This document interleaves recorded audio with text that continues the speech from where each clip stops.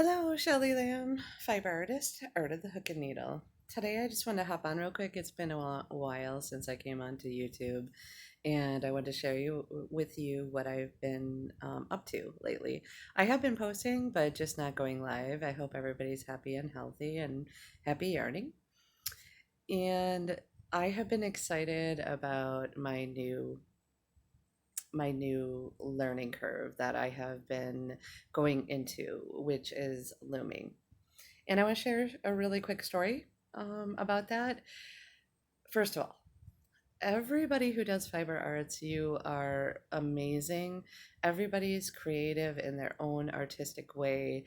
Everybody gets to choose their fiber mediums. They get to choose the colors that speak to them. They get to create these beautiful handmade gifts that either for themselves, for their family, for donation. And fiber arts has actually taken off in the last couple of years. I had a recent article in international magazine, Elevate magazine, and it was interesting to write the article about the thriving fiber arts industry. It is $1 billion industry and it's growing 5.5%. Everybody is coming back to it because of YouTube, because of Pinterest, because of blogging, because people are sharing all of their tips and tricks. And you're no longer just reading a book and trying to figure out or learning from ancestors, which is great, because they hold, without all those tools, they were very creative in their own ways. We are still creative. We just learn fairly quickly because we can easily go to YouTube and find whatever we're looking for or have it inspire us. So I was excited to be part of that magazine and be a feature of that. And I'll actually pin that down below. And also wanted to share with everybody, I am the type of fiber artist that I use many different tools. I do not just buy the most expensive tools. It doesn't matter what you use. And the other day, um, I'm gonna show my current whip. The other day, I was told that I have a childlike loom that I use. Well, some of the stuff I create on my childlike loom is amazingly beautiful, and I have all of my family asking for what I'm making or what I'm doing, and frankly, I don't care what they think about my loom. And because I'll show you in a minute what happens with my childlike loom. And so, what we'll do is, I have been focusing on hats. And I know it's not hat season, I know it's out of season, but I'm going to be ready for when the fall opens. And I have opened up my Fiber Arts Boutique online. People are able to purchase my items online. I'm also teaching Loom. Anybody can learn loom. This is not, you don't have to learn the tools of crochet. I am tri-stitchal. I do crochet, knitting, and now looming. And what I find about looming is I love the fact that if somebody wants to get into yarn, they can actually do that and they can create a beautiful piece. This is about us being creative. It's not about what tools we use. And for somebody to say that I'm not using the proper tools in my whatever I do. So anyway, so if anybody tells you that you don't have the most expensive tools or you're not using the most expensive fiber, you know what? Don't listen to them, because you know better, and you know that hours of work went into that gift that you gave somebody or for yourself, and it is a one-of-kind piece.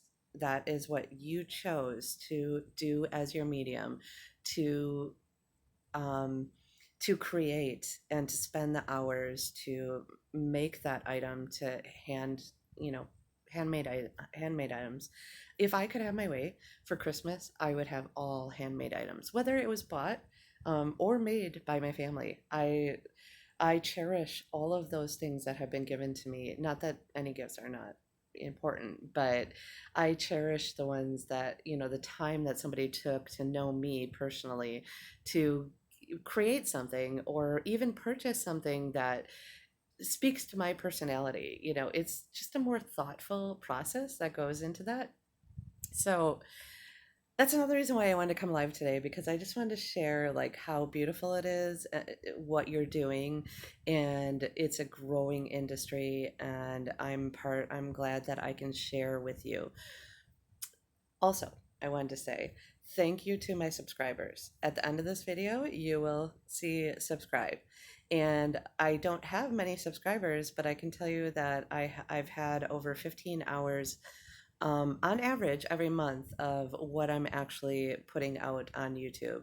And I think every single person who's looking at what I'm doing and maybe being inspired by the actual tools that I'm using, whether that be the yarn, the tools, whatever that is. And even if you're not using the same, just inspired by what I'm creating to inspire your own.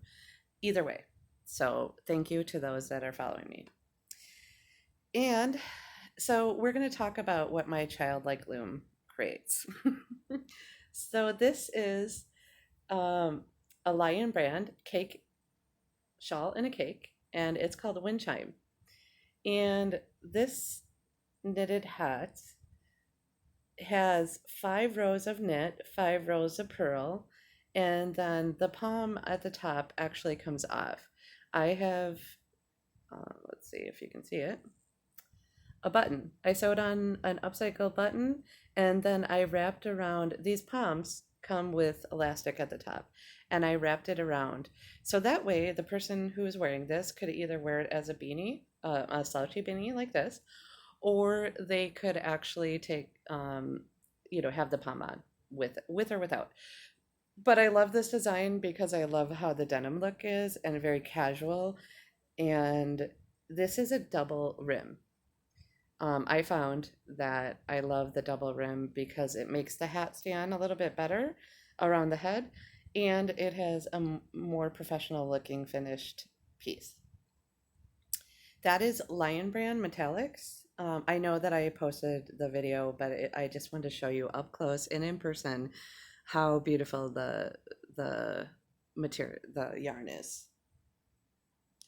This is another Lion Brand. This is Opal, and I did a cable stitch, which is just a crossover. And oh my gosh, okay, so those of you that knit, looming, all you have to do is cross over. You don't need cable knitters, your additional knits to do your cable knit stitch. So loving this pattern, even because of how simple it is. Again, with the palm or without. And at the bottom, I used just a wool ease. Another tip about hats and knitted hats, and maybe you want to use fiber that's not washable, or it's washable but lay flat. You can actually, the reason why I put the buttons on the top is so that this can be taken off to wash, but also to, in the dryer, you can use Dryel and actually just do Dryel and do a dry cleaning of your hats all by yourself in the Dryel. Okay, so if you do that, by the way, no heat, just air fluff, because obviously you don't, some heat, you don't want, so your dryer would have to have air only, the air fluff one. So this color is the Opal, the Lion Brand shawl in a cake. And this one is, on the bottom I used homespun Lion Brand, and then the top is the shawl in a cake without the metallic, and it's just a basic E-wrap knit stitch. This one went quick because it's just the E-wrap and you go around the loom. These hats took me 2 hours, 2 to 3 hours, depending on the stitch. Oh, and this, I'll show you the button. I called this one Coastal Storm because it reminds me of tidal waves. The color of this is the healing teal. Very vivid, bright. So what's amazing, another amazing feature about these hats is they're lightweight, because the shawl in the ball is actually really, really skinny. How I got to these looks is I actually balled the skein into three balls. The one skein, I'm going to show you like that. And I use a loops and thread winder, but you can do it by hand. You know, you don't need a winder to do that. It just makes it quicker if you have the winder. If you choose to do it by hand, that's fine too. It's just going to take a little bit longer. I would suggest though, if you're really into yarning, to actually, you know, use your winder or whatever choice you use. So I have really been into what started all this is with the Lion brand is this. I had this. I actually bought the wind chime, and I was going to make a cardigan, like a crochet cardigan pattern that I had. And I started to just want to do the hats just because I was looking forward to the fall. And also, I was going to be doing my donation projects for the future. And then I just got stuck in it because one of the great things about the hats is you can see my stash. That's not all of my stash. I actually have yarn in trunks and drawers all over the house, but I have a lot of stash. And these hats are a stash buster. Each hat takes 100 to 140 yards, depending on what fiber you're using and what weight of it. Um, that's exciting, you know, for me to go up there and actually pick out of my stash. Another thing that's amazing about this, for those of you that knit or crochet, is, you know, some of these yarns that we're using, it is hard, like homespun. I'll show you that. That one was this one for the rim. Homespun is really can be difficult when you're crocheting because of the stitches, but when you're using it on a loom, it's it comes out amazing. There is actually it's not hard. You don't because it's on the loom, you know where the stitch is and you don't drop stitches, you don't lose stitches, and you never lose count. So that's what's amazing. Now, let me talk about my three little stashes that I have on the side here because that's what I'm gonna be doing in the future. I have my project that I was showing you earlier. This is, oh, I'll show you up close. It is baby alpaca, and I wish you could feel how soft that was um, on my loom. And I I'm almost at to the point where I'm going to do the double part. And basically all you do is you bring back the bottom and you put it back all the way around the brim, and then you knit over it to make it the double brim. Then you start your second color and anchor it to the anchor hook, and start round two and leave enough of on the anchor so that you can weave it in when you're done, when you actually cast off of the loom. So the reason why I chose this purple is because of the prism. That's going to be my next one, the prism metallic, and I still have to figure out which stitch I want to use. I think I'm going to look for a fancy stitch that goes in a circle and goes all the way up, because that would be amazing with those colors. Then we have um, Moonstone. It's got like ivory blues and like a red, which goes into a burgundy.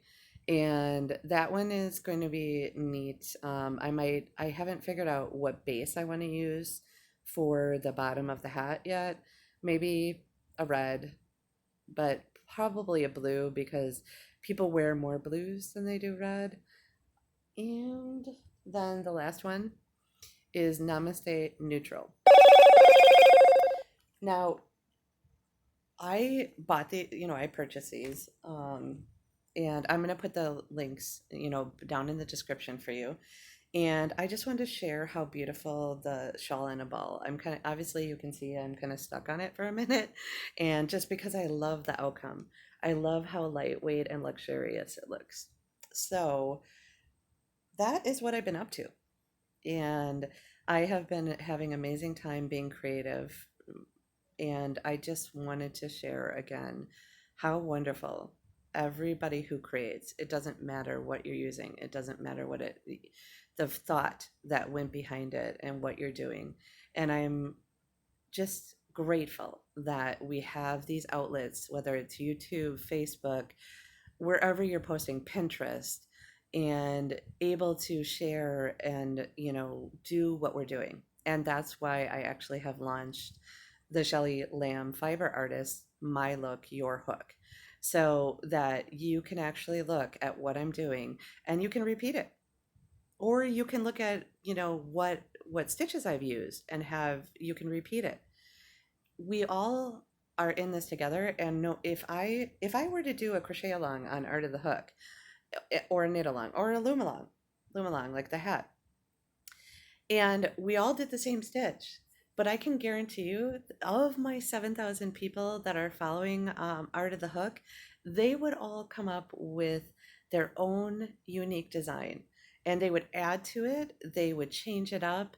It would be so amazing because all of you have been in crochet alongs and knit alongs, and you've seen the exciting end result where everybody is doing their own thing.